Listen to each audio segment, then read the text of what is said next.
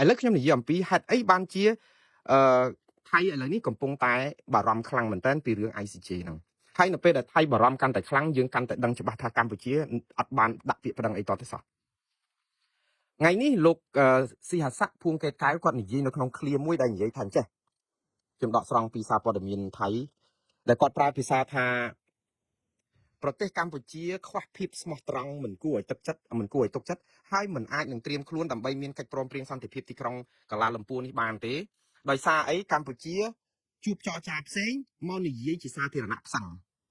ខ្ញុំថាពីរនាក់នឹងនិយាយដូចគ្នាទាំងចឹងឯងព្រោះអីតែយើងអត់មានប្រភពព័ត៌មានឯករាជ្យចូលរួមដល់ពេលគាត់ផ្សេងផ្សឹងអានឹងរឿងធម្មតាតរដ្ឋាភិបាលគេធ្វើតែអញ្ចឹងតាគេទៅនិយាយស្អំចិត្តប្រជាពលរដ្ឋរៀងខ្លួនប៉ុន្តែលោកភួងកេតកែវគាត់និយាយថាយើងនិយាយផ្សេងយើងអត់ស្មោះសរបែបនេះគឺអត់ទុកចិត្តអញ្ចឹងបានន័យថាមិនអាចនឹងមានកិច្ចព្រមព្រៀងសន្តិភាពកូឡាលំពួរនឹងផងទេហើយគាត់ប្រាប់ចំណុចមួយទៀតដែលគួរឲ្យចាប់អារម្មណ៍គឺលោកភួងកេតកែវនិយាយចេះគាត់ថាគាត់អត់មានរដ្ឋាភិបាលថៃអត់មានធ្វើពិធីកិច្ចព្រមព្រៀងសន្តិភាពទីក្រុងកូឡាលំពួរដើម្បីផ្គាប់ចិត្តលោកត្រាំដើម្បីឲ្យគាត់មានប្រជាប្រិយផ្នែកនយោបាយរឿងពានរង្វាន់ Nobel សន្តិភាពឯណានោះទេអូខ្លាំងមែនតើខ្ញុំសូមសរសើរថៃរហូតតតែហ៊ានដូចថារិះគន់លោកត្រាំខ្លាំងដើម្បីស្អំចិត្តប្រជាប្រដ្ឋថៃថាអត់ត្រូវការតែលោកភួងកេតកែអត់សូវខ្វល់ដែរនិយាយអីនិយាយទៅព្រោះរដ្ឋាភិបាលគាត់យ៉ាងយូរសល់2ខែទៀតហ្នឹងអស់ហើយព្រោះអីគេត្រូវរំលាយចោលនៅប្រហែលជាមុនខែមករានេះដែលលោកអនុទិនច័ន្ទវរៈគុលទើបតែលើកឡើងមិញនេះថ្ងៃនេះដូច្នេះលោកភួងកេតកែវលោកលើកឡើងអំពីយកលេសថាកម្ពុជាអត់មានភាពស្មោះត្រង់អត់ទាន់ត្រៀមខ្លួនរួចព្រោះអីអត់បានទាន់ថាគិតថានឹងអនុវត្តតាមលក្ខខណ្ឌឲ្យបានត្រឹមត្រូវគាត់និយាយចេះទៀតអារឿងថាខ្មែររឿងកលិចក្លុចនេះគាត់និយាយចោតខ្មែរយើងណាខ្ញុំអត់និយាយថាខ្មែរកលិចក្លុចគាត់ចោតខ្មែរយើងថាកលិចក្លុចគាត់ថាចេះរដ្ឋាភិបាលខ្មែរអត់ស្មោះត្រង់ទេហើយចង់តែប្តឹងទៅតុលាការយុត្តិធម៌អន្តរជាតិអាហ្នឹងឯងដែលថៃគាត់ថាអត់ទុកចិត្តសោះឃើញថៃឃើញបៀនៅលើដៃយើងឯងសន្លឹកបៀរឿង ICJ នៅដៃយើងព្រោះរដ្ឋមន្ត្រីការបរទេសថៃនិយាយថាបន្តិចពុំមានតែពីរឿងចង់ប្តឹងទៅតុលាការ ICJ អីអញ្ចឹងជួនកាលនិយាយអញ្ចឹងគាត់និយាយអញ្ចឹងណាចឹងបានន័យថាម៉េចបានន័យថាកម្ពុជាអត់ទាន់ប្តឹងទេគឺគ្រាន់តែយកលេសជូនដំណឹងទៅតុលាការយុត្តិធម៌អន្តរជាតិដើម្បីជាការដាក់សម្ពាធឲ្យថៃធ្វើតាមអីឲ្យភ័យអីអញ្ចឹងទៅប៉ុន្តែបៀនៅក្នុងដៃយើងអត់លេងទេឥឡូវបៀនៅក្នុងដៃរបស់កម្ពុជាយើងធីបចោលទៅហើយមានអត់មានកញ្ចាស់យើងធីបចោលយើងរើស3 2បិចយកមកលេងតើយើងឈ្នះគេទេបងប្អូនអ្នកចេះលេងកទេគិតខ្លួនឯងទៅខ្ញុំមិនចង់លើកទឹកចិត្តឲ្យលេងល្បែងទេតែយ៉ាងហោចណាស់ក៏យើងដឹងថាយើងមានបៀលេងតែយើងកាត់វាចោលឲ្យទីវហើយយើងលើកយក3បិច2បិចយកមកកាន់លេងតែយើងលេងស្អីកើតយើងអត់មានទង់លេងផងនឹងខ្ញុំចង់និយាយពីភាសាកទេមានទង់លេងបានន័យថាយើងអាចយកបៀហ្នឹងយកទៅចាក់គេដើម្បីឲ្យអាចផ្សំត្រូវដែរតែនេះគឺយើងកាប់ឲ្យទីវតែម្ដងបានន័យថាអស់ឱកាសនៅក្នុងការដែលលេងគេបានគឺឆាឬយកមកយើងចាញ់តែម្ដងអញ្ចឹងនៅក្នុងនេះហ្នឹងមិនមែនតែលោកភួងកេតកែនិយាយអំពីបញ្ហា ICJ ដែលខ្មែរចេះតែលើកយកមកគម្រាមហើយមិនទាន់ប្តឹងហ្នឹងថៃកំពុងតែមិនទុកចិត្តថាខ្មែរខ្លាចខ្មែរប្តឹងហ្នឹងថ្ងៃនេះអាទិត្យនេះនៅប្រទេសថៃគេធ្វើការស្ទង់មតិមួយទូទាំងប្រទេសថៃ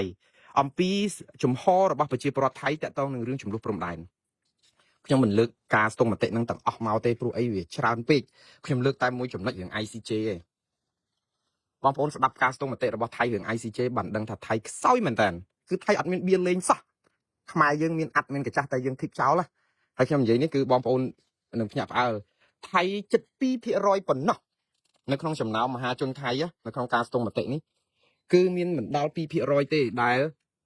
គ្រប់គ្រងបើប្តឹងទៅតុលាការយុត្តិធម៌អន្តរជាតិក៏បានដែរអញ្ចឹង 98%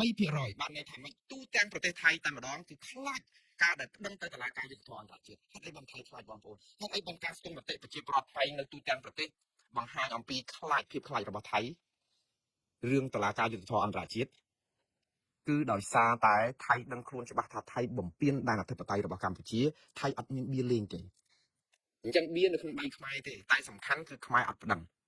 ឥឡូវនេះវល់ថៃដាក់សម្ពាធឲ្យចូលតុចរចាក្នុងយន្តការ JBC ឬក៏ GBC ឬក៏ RBC នេះអានឹងហើយដែលជាយន្តការថៃចង់បានហើយចង់បានយូរហើយចង់ឲ្យតែចរចាទ្វេភាគីឲ្យដាក់លក្ខខណ្ឌទៀតព្រោះអត់ចង់ឲ្យទៅតុលាការយុត្តិធម៌អន្តរជាតិដូច្នេះបើសិនជាខ្មែរមិនលេងបៀសន្លឹក ICJ នេះទេកិច្ចព្រមព្រៀងសន្តិភាពទីក្រុងប៉ារីនៅកូឡាលំពួរនេះបើមាននៅថ្ងៃទី26ក៏មិនបានសន្តិភាពអីដែរព្រោះអីគឺជាសន្តិភាពដែលខ្មែរបាត់ដែនអធិបតេយ្យរបស់ខ្លួនហើយខ្មែរចង់ប្តឹងតាមក្រោយមែនទេរក្សាសិទ្ធិប្តឹងទេខ្ញុំថានេះគឺជាភាសាលួងចិត្តទេព្រោះយើងអាចទៅប្តឹងថៃនៅពេលដែលមានកិច្ចព្រមព្រៀងសន្តិភាពបានទេព្រោះអីកិច្ចព្រមព្រៀងតែមានហើយគឺយើងអាចជាខ្លាយជាអ្នកបង្កហេតុទេលើកឡើងតែយើងដាក់លក្ខខណ្ឌទាំងអស់ហ្នឹង នៅក្នុងកិច្ចព្រមព្រៀងមុននឹងជជែកឲ្យចាំណាបងប្អូនបើកម្ពុជាដាក់លក្ខខណ្ឌនឹងនៅក្នុងកិច្ចព្រមព្រៀងថានៅពេលដែលដើម្បីឲ្យមានកិច្ចព្រមព្រៀងខ្ញុំព្រមចុះហត្ថលេខាទាល់តែដកទាត់ថៃទាំងអស់ចេញពីតំបន់ដែលគ្រប់គ្រងដូចជាអានសេះភ្នំទ្របប្រាសាទតំន់ធំឬក៏កន្លែងផ្សេងទៀតរួមទាំងព្រៃច័ន្ទនិងភូមិជោគជ័យផងខ្ញុំថា100%ថៃដឹងតែអត់ចុះហត្ថលេខាទេ100%ហើយបើមានការចុះហត្ថលេខាវាច្បាស់ណាស់គឺព្រមព្រៀងគ្នាទៅតាមសំណើទាំង4របស់ថៃដោយព្រោះថៃអត់ព្រមទេ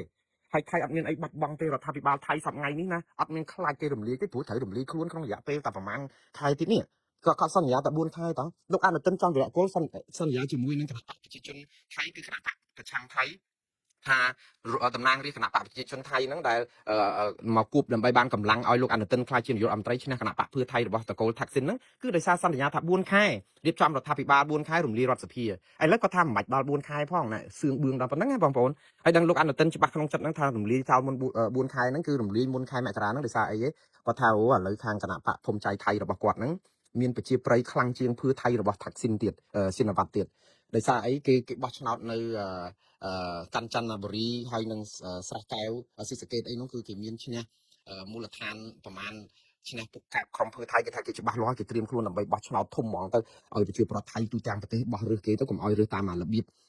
បដាអសន្នអញ្ចឹងដូច្នេះបានន័យថាគេនឹងរំលាយរដ្ឋាភិបាលអញ្ចឹងរដ្ឋាភិបាលថៃអត់មានណាមកខ្លាចនឹងនិយាយផ្ដេសផ្ដាស់រឿងបានដីខ្មែរឲ្យមិនដកថយនឹងទេដោយសារអីគេចង់ស្អំចិត្តប្រជាពលរដ្ឋថៃឲ្យជឿទុកចិត្តលើរដ្ឋាភិបាលរបស់អនុទិនច័ន្ទវរៈគោលបើពេលបោះឆ្នោតគឺបោះឆ្នោតឲ្យពួកគាត់ដើម្បីអីទាមទារយកដីខ្មែរនឹងបានទេដូច្នេះរដ្ឋាភិបាលក្រោយនេះណាក៏ដោយក៏អត់អាចដោះស្រាយបញ្ហាព្រំដែនខ្មែរបានដោយសន្តិវិធីឬសន្តិភាពដែរព្រោះពួកគេយករឿងនឹងជានយោបាយអស់ហើយហ្នឹងអញ្ចឹងហើយបានខ្មែរអត់ត្រូវការចាំអីទៀតទេអត់ចាំអីទៀតទេយើងទៅផ្សងសន្តិភាពរបស់ថៃគឺយើងដឹងទៅសុំគេហើយគេដាក់សម្ពាធយើងគ្រប់បែបយ៉ាងជាការពិតយើងមានទាហានយើង18នាក់នៅក្រោមការគ្រប់គ្រងរបស់គេនឹងអាចធ្វើបាបប៉ុន្តែថៃគឺនឹងយកទាហាននឹងធ្វើជាចំណាប់ខ្មាំងជារៀងរហូតហើយគ្មានពេលត្រឡប់ក្រោយទេអញ្ចឹងហើយបានថាជំរឿសរបស់យើងគឺមានតែចំណុច2ដែលខ្ញុំធ្លាប់បាននិយាយគឺកិច្ចព្រមព្រៀងសន្តិភាពទីក្រុងប៉ារីស$23បងប្អូនមិនមែនយកកិច្ចព្រមព្រៀងធ្វើជាច្បាប់ទេណាទៅដាក់សង្កត់កថៃគឺដាក់សម្ពាធត្រង់ថាថៃជាប្រទេសហត្ថលេខីនៃកិច្ចព្រមព្រៀងហ្នឹងដើម្បីការពារដែនអធិបតេយ្យរបស់កម្ពុជាយកវាជាលិខិតតុបកកតិយុត្តផ្លូវច្បាប់ដើម្បីឲ្យថៃទទួលព្រោះថៃអួតថាគោរពច្បាប់អន្តរជាតិឥឡូវគោរពទៅកិច្ចព្រមព្រៀងខាងខ្លួនជាម្ចាស់ហត្ថលេខីមួយដែរតើហើយហេតុអីបានជាបំលោបដែនអធិបតេយ្យអាហ្នឹងមួយប៉ុន្តែមិនមែនបានន័យថាថៃដកថយទេព្រោះកិច្ចព្រមព្រៀងគ្រាន់តែដាស់សតិថៃថាអ្នកឯងបំពេញច្បាប់អន្តរជាតិនិងកិច្ចព្រមព្រៀងដែលអ្នកឯងជាសាក្សីរស់កាលពី34ឆ្នាំមុនតែប៉ុណ្ណឹងនៅពេលដែលបានប៉ុណ្ណឹងហើយគឺយើងដាក់ប្តឹងទៅតុលាការយុត្តិធម៌អន្តរជាតិ ICJ ដើម្បីផ្គប់ទៅតាមអ្វីដែលថៃរំលោភបំពានសូម្បីតែកិច្ចព្រមព្រៀងសន្តិភាពទីក្រុងប៉ារីសក៏ខ្លួនរំលោភបំពានស្មារតីនឹងហើយបំពានសពបែបយ៉ាងផ្សេងទៀតមានហេតុផលសំរុំជាភស្តុតាងដើម្បីដាក់ប្តឹងថៃបានហើយបើអត់ដាក់ប្តឹងទេគឺវាអត់មានជំរឿសអីនឹងទីថៃវិញបានសោះព្រោះឥឡូវឃើញដីភូមិព្រៃច័ន្ទអីចឹងដីប្លង់កម្មសិទ្ធិអីណាយកទៅឲ្យប្រជាពលរដ្ឋថៃអីណាដីខ្មែរសោះនឹងទៅឲ្យកើតដែរហើយខ្មែរយើងចេះថាកុំសួរកុំនាំពីរឿងបាត់អីយើងនឹងទីមទាគេមកវិញយើងរក្សាសិទ្ធិអានេះគឺជាភាសាស្អំចិត្តខ្ញុំជឿថារដ្ឋាភិបាលគ្មានជំរឿសដែរទេ